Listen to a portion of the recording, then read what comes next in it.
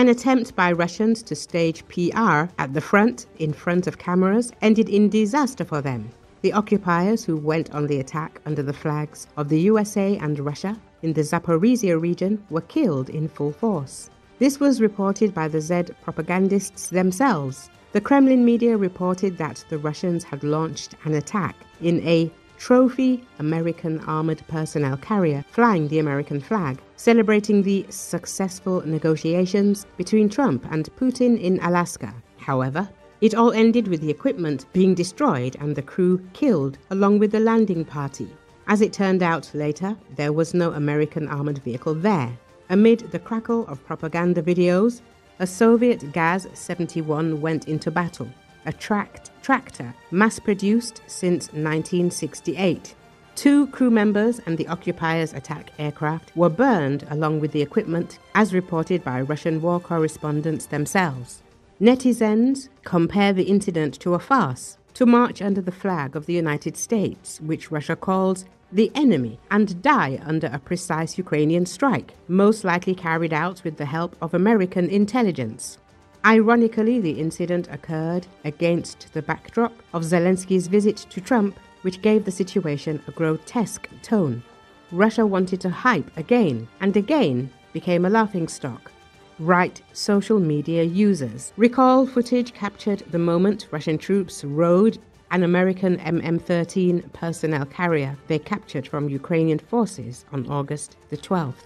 The video was shared by Russian propaganda media just days after US President Donald Trump met Russian President Vladimir Putin in Alaska in what Moscow cast as the end of its international isolation. Andriy Yermak, head of Ukraine's presidential office, condemned the video as the height of insolence. Russians are using the symbols of the United States in their own terrorist aggressive war involving the killing of civilians, Yermak wrote on Telegram.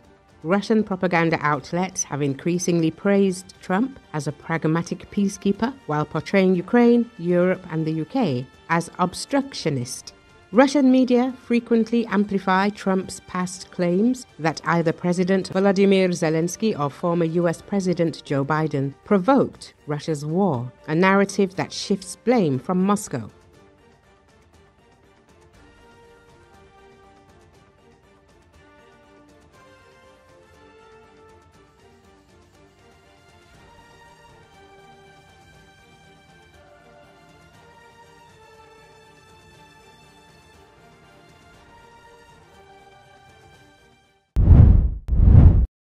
When a Ukrainian-made drone attacked an ammunition depot in Russia last September, it showcased Kiev's determination to strike deep behind enemy lines and the prowess of its defense industry.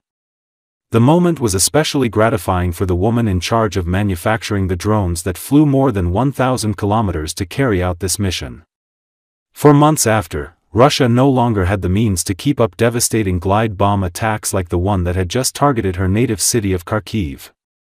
Ukrainian weapon production is a huge guarantee of Ukraine's independence, said Irina Terek, the head of production at Firepoint. Terek spoke as she surveyed dozens of deep-strike drones that had recently come off the assembly line and would soon be used by Ukrainian forces to attack arms depots, oil refineries and other targets vital to the Kremlin's war machine and economy. Spurred by its existential fight against Russia and limited military assistance from Western allies, Ukraine has fast become a global center for defense innovation. The goal is to match, if not outmuscle, Russia's capabilities, and Firepoint is one of the companies leading the way. The Associated Press was granted an exclusive look inside one of Firepoint's dozens of covert factories. In a sprawling warehouse where rock music blared, executives showed off their signature FP-1 exploding drones that can travel up to 1,600 kilometers. They also touted publicly for the first time a cruise missile they are developing that is capable of traveling 3,000 kilometers, 1,864 miles, and which Ukrainian President Volodymyr Zelensky hopes will be mass-produced by the end of the year. Even as US President Donald Trump presses for an end to the 3.5-year war, and dangles the prospect of US support for NATO-like security guarantees, Ukrainian defense officials say their country is determined to become more self-sufficient in deterring Russia. Ukraine's government is now purchasing about $10 billion of weapons annually from domestic manufacturers. The industry has the capacity to sell triple that amount, officials say, and they believe sales to European allies could help it reach such potential in a matter of years. Like most defense companies in Ukraine, Firepoint grew out of necessity after Russia's full-scale invasion in 2022. Despite pleas from Ukrainian military officials, Western countries were unwilling to allow Kyiv to use their allies' longer-range weapons to strike targets deep inside Russian territory.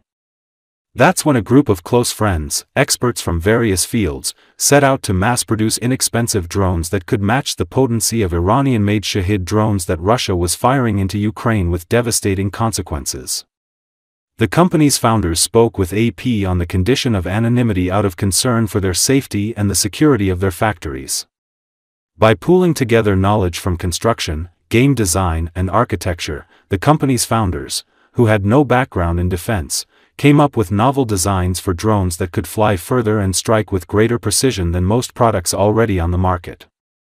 Their long-range drones had another benefit: they did not need to take off from an airfield. When Tarek, an architect, was hired in the summer of 2023, she was given a goal of producing 30 drones per month. Now the company makes roughly 100 per day, at a cost of $55,000 apiece. The FP-1 looks more like a hastily made science project than something that would roll off the production lines of the world's biggest defense contractors. But the FP-1 has been extremely effective on the battlefield. With a payload of explosives weighing 60 kilograms, it is responsible for 60% of strikes deep inside Russian territory, including hits on oil refineries and weapons depots, according to Tarek. These strikes have helped to slow Russia's advance along the 1,000-kilometer-long frontline in eastern Ukraine, where army units have reported a sharp decline in artillery fire. Firepoint's story is not entirely unique. Soon after Russia's 2022 invasion, hundreds of defense companies sprouted almost overnight. The Ukrainian government incentivized innovation by relaxing regulations and making it easier for startups to work directly with military brigades. Patriotic entrepreneurs in metallurgy, construction and information technology built facilities for researching and making weapons and munitions, with an emphasis on drones. The ongoing war allowed them to test out ideas almost immediately on the battlefield, and to quickly adapt to Russia's changing tactics.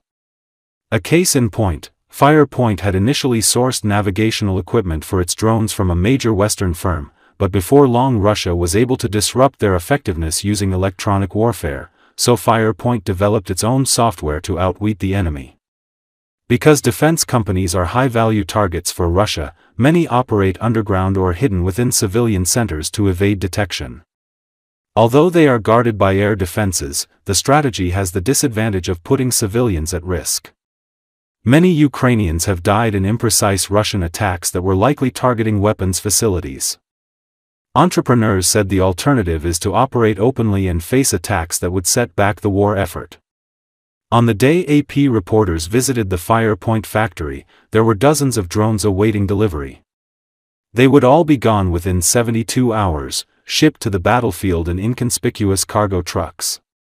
The Firepoint team receives regular feedback from army units, and the company has reinvested most profits toward innovating quickly to keep pace with other drone makers. Increasingly, those profits are being directed to develop a new, more potent weapon.